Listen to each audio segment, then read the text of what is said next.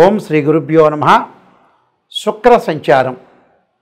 శుక్రుడు ఆగస్టు 21వ తారీఖున రాత్రి 1:19 శుక్రుడు కర్కాటక రాశిలో సంచారం చేసి సెప్టెంబర్ 12వ తారీఖు ఉదయం 6:26 వరకు కూడా శుక్రుడు కర్కాటక రాశిలో ఉంటాడు.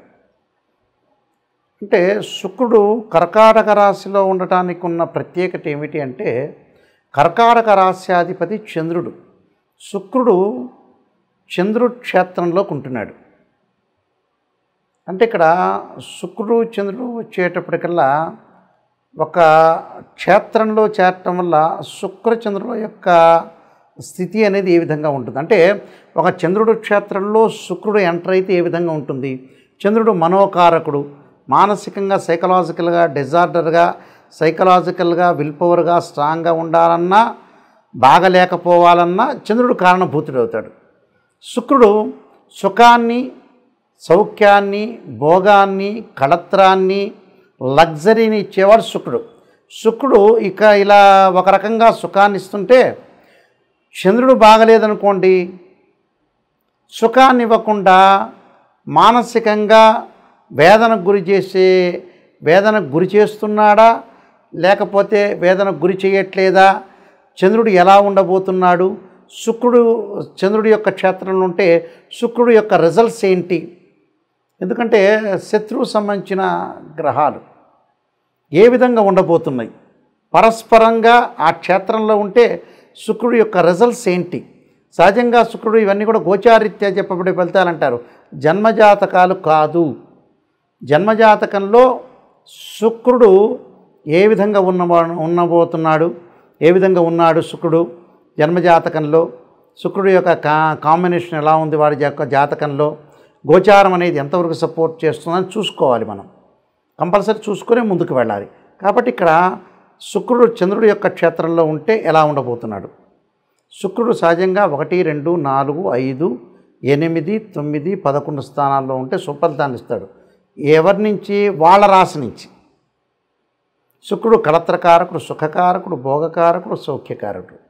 ఎలా ఉండబోతున్నాడో ఒక్కసారి మనం ద్వాదశ రాశుల వాళ్ళ యొక్క ఫలితాలని మనం శుక్రగ్రహం అనేది అనుకూలిస్తుందా ప్రతికూలిస్తుందా ఒకసారి మనం అనాలిసిస్ చేద్దాం. వృశ్చిక రాశి వాళ్ళకి గోచారీత్యా శుక్రుడు ఎలాంటి ఫలితాలు ఇవ్వబోతున్నాడు అని మనం చూసుకునేటట్లయితే, వృశ్చిక రాశి వాళ్ళకి ముఖ్యంగా భాగ్యస్థానంలో శుక్రుడు యొక్క సంచారం. శుక్రుడికి చంద్రుడు శత్రువు అవుతాడు, చంద్రుడికి శుక్రుడు సముడవుతాడు.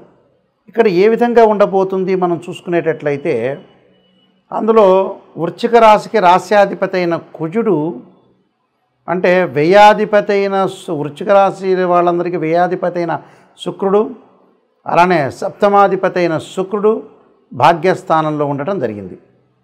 మరి ఏ విధంగా ఉండబోతుంది ఫలితాలను మనం చూసుకునేటట్టయితే, భాగ్యస్థానంలో ఉండటం వల్ల శుక్రుడు కులాచార విషయాల్లో చాలా పట్టింపులుగా ఉండటం,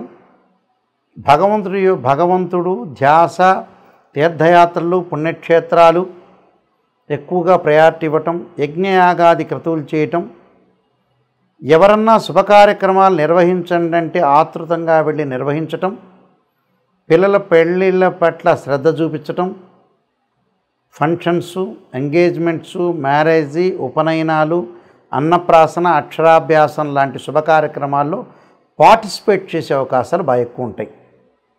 అలానే వివాహాది శుభకార్యక్రమాలకు గతంలో ఎవరైతే అమ్మాయి అబ్బాయికి పెళ్లి సంబంధాలు కుదరటం లేదో, మంచి సుసంపన్నమైన కుటుంబం నుంచి అబ్బాయి కానీ మంచి సుసంపన్నమైన కుటుంబం నుంచి అమ్మాయి కానీ వచ్చే అవకాశాలు ఎక్కువగా ఉన్నాయి. కాబట్టి వీళ్ళకి ఇలాంటి అవకాశాలు ఎక్కువగా మెండుగా ఉంటున్నాయి. ఇక్కడ అంటే మెండుగా ఉంటున్నాయి అంటే చాలా అనుకూలంగా ఉంటున్నాయి. ప్రతి పనిలో కూడా కొద్దిగా విజయం లభించే అవకాశాలు ఉన్నాయి. ప్రతి దానిలో కూడా వాళ్ళకి అద్భుతమైన రిజల్ట్స్ వచ్చే అవకాశాలు ఎక్కువ ఉన్నాయి.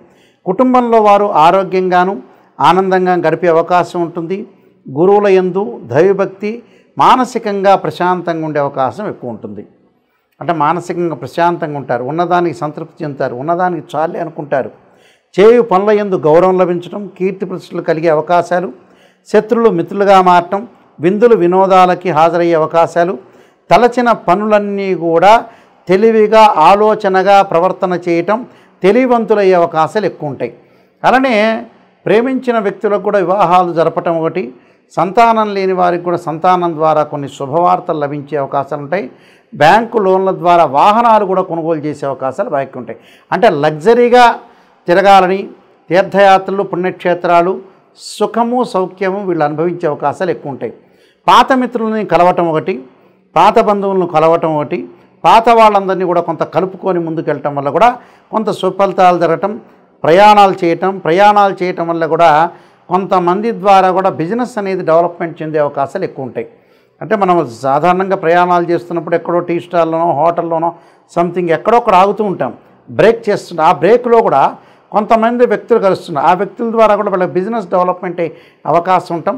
భాగస్వామ్య వ్యాపారం కూడా బాగా కలిసి వచ్చే అవకాశం ఖచ్చితంగా ఉంటుంది.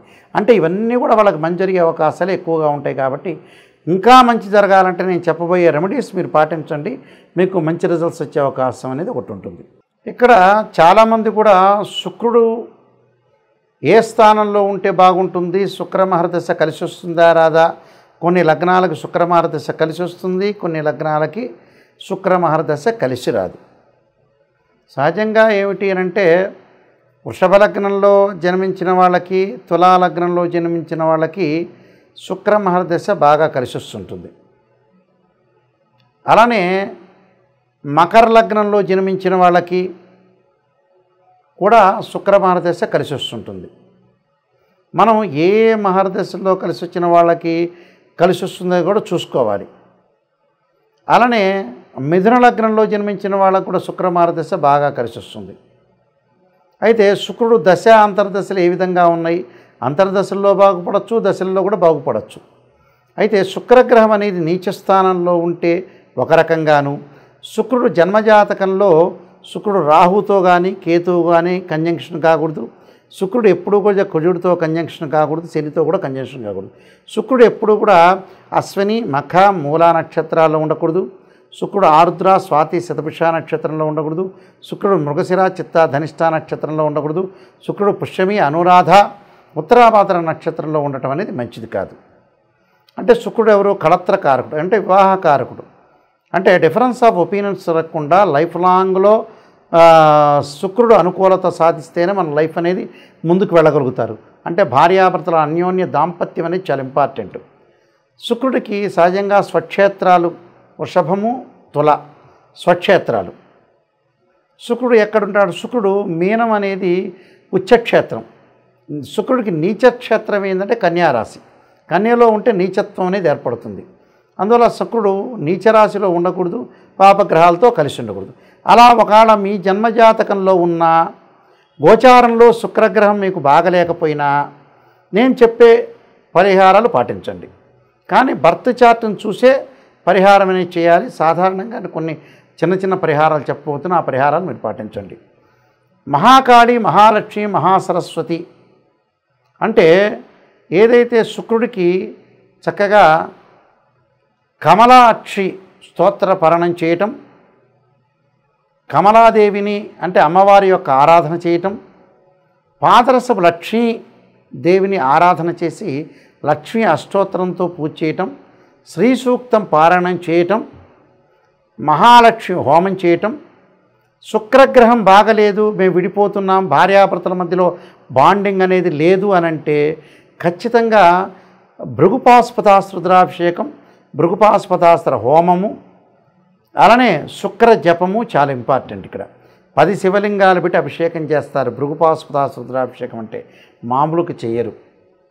అందువల్ల శుక్రుడు ఎలా ఉన్నాడు, నిజంగా బాగున్నాడా, మన జాతకంలో బాగలేదా, శుక్ర జపం ఉంటుంది. ఆ శుక్ర జపం చేయటం, బొబ్బర్లు దానం చేయటం, శుక్రుడి విగ్రహానికి పంచామృతంతో పండరసంతో చెరుకు రసంతో అభిషేకం చేయాలి శుక్రవారం రోజున. వీలైతే శుక్రవారం శుక్రహోరలో అమ్మవారి యొక్క ఆరాధన చేయటం మంచిది. వీలైతే ఇంటి దగ్గర శుక్ర జపం చేయాలి. కానీ వాస్తవంగా వేదోక్త మంత్రం బ్రాహ్మణోత్తములు చేయాలి. అభిషేకాలు ఇవన్నీ కూడా బ్రాహ్మణోత్తములతో చేస్తే మనకు మంచి ఫలితాలు వచ్చే అవకాశం ఖచ్చితంగా ఉంటుంది. శుక్రగ్రహం ఎప్పుడూ కూడా నీచస్థానంలో ఉంటే ఇబ్బందికరమైన వాతావరణం ఉంటుంది. కన్యారాశిలో నీచత్వం అనేది శుక్రుడు ఉన్నాడనుకోండి, ఉదాహరణకి వివాహ బంధం అనేది కరెక్ట్గా బాండింగ్ ఉండదు. ఏదో రకంగా అరమరికలు, డబ్బు పరంగా ఫైనాన్షియల్ అనేది మన చేజారిపోవటం, అలానే వేరే వాళ్ళతో గొడవలు, అక్రమ సంబంధాలు, స్త్రీ సౌఖ్యం లేకపోవటం, భర్త యొక్క సౌఖ్యం లేకపోవటం, ఇద్దరి మధ్యలో అన్యోన్య దాంపత్యం లేకపోవటం, అనవసరమైన రిస్క్ చేసుకోవటం ఒకటి, వేరే వాళ్ళ విషయాలన్నీ కూడా మన మీద పడటం ఒకటి, అన్న స్త్రీలతోటి యువకులకి పరిచయాలు ఎక్కువగా పెరగటం, ఆ స్త్రీ మూలకంగా వాటి వల్ల భర్త మూలకంగా కొన్ని ఇబ్బందులు కలిగే సూచనలు ఎక్కువగా ఉంటాయి. అలానే శుక్రుడు ఏంటంటే కళలకి ఆరితేరినవాడు, అంటే కళారంగంలో వెళ్ళిన వాళ్ళకు కూడా కొన్ని ఇబ్బందులు కలుగుతాయి. పారిశ్రామికంగా సినిమా పరిశ్రమలోకి వెళ్ళిన వ్యక్తులకు కూడా సినిమాల్లోకి చేరలేకపోవటం, మంచి పాత్రలు రాకపోవటం, డ్రామాలు వేయలేకపోవటం, సంగీతంలో డ్యాన్స్ లాంటివి వాటి మీద కానీ, ఏదైతే వీణ కానీ, వైలిన్ కానీ, హార్మోని కానీ, ఏదైతే ఎక్స్ట్రా సంబంధించిన యాక్టివిటీస్ ఉన్నాయో అవన్నీ మనం చేయలేకపోవటం. కళలు చాలా ఇంపార్టెంట్. అది ఆర్టింగ్ కానీ, పెయింటింగ్ కానీ, రైటింగ్ కానీ, ఇవన్నీ కూడా శుక్రుడు యొక్క కారకత్వాలు అంటారు. అంటే మ్యాటర్ స్టేటస్ని రిప్రజెంటివ్ చేసే ప్లానెట్ ఏంటంటే వీనస్ ప్లానెట్. వీనస్ ప్లానెట్ అనేది స్ట్రాంగ్గా ఉండాలి. ఒక రకంగా గురువు సంతానకారకుడైతే శుక్రుడు కూడా శుక్రకణాలు అంటాం కదా మనం, ఆయన కూడా సంతానాన్ని ప్రసాదించే కారకుడు శుక్రుడు కూడా. కాబట్టి శుక్రగ్రహాన్ని కూడా మనం ఒకసారి చూసుకుని ముందుకు వెళ్ళాలి. సర్వే జనా సుఖినో భవంతు.